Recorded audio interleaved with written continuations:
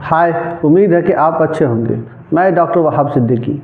आज इस वीडियो में हम बात कर रहे हैं कॉन्स्टिपेशन यानी कब्ज़। ये क्या होता है, इसके क्या कारण है और इसके क्या लक्षण हैं और इसके उपाय, और आखिर में जानेंगे एक घरेलू नुस्खा। कोई साइड इफ़ेक्ट उसमें नहीं है और आप उससे कब्ज़ से निजात पा सकते हैं, उससे राहत मिल सकता है। आइए अब जानते हैं कब्ज़ ये होता क्या है। पायखाना, लेटरिन या मल का सख्त हो जाना या ज़ोर लगा के करना पड़े, 2 से 3 दिन के इंटरवल या उसके अंतराल या गैप के बाद लेटरिन होता हो। यह एक ऐसी समस्या है जिसमें पेट पूरी तरह से साफ़ नहीं हो पाता है, जिसकी वजह से काफ़ी दिक्कतें आती हैं। आइए अब जानते हैं इसके कारण। इसके बहुत सारे कारण हैं।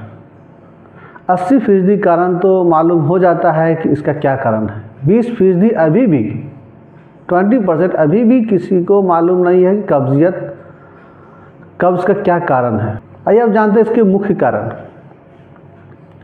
इसके मुख्य कारण हैं कुछ बीमारियां,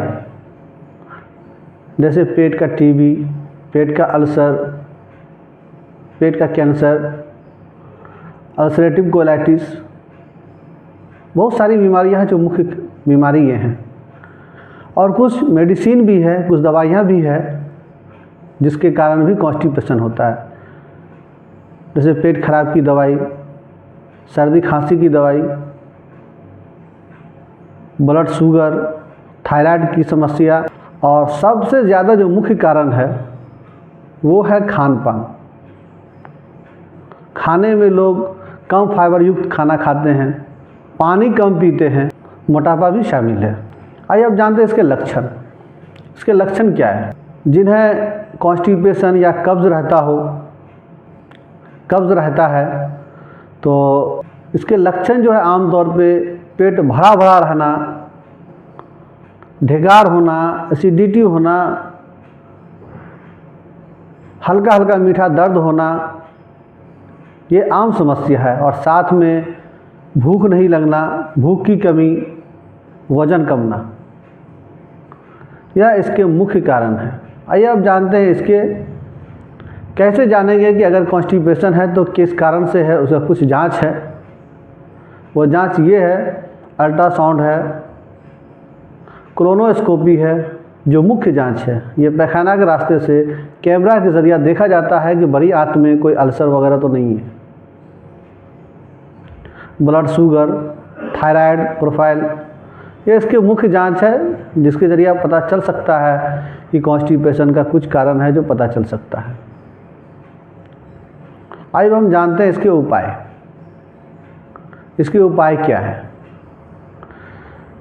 अगर किसी तरह का किसी को बीमारी के कारण कब्ज़ हो गया हो तो उस बीमारी का इलाज होने पर कॉन्स्टिपेशन, कब्ज़ ठीक हो सकता है। खान पान। खाने में दिन भर में एक बार सलाद ज़रूर खाएं। खाने में सलाद एक टाइम ज़रूर खाएं।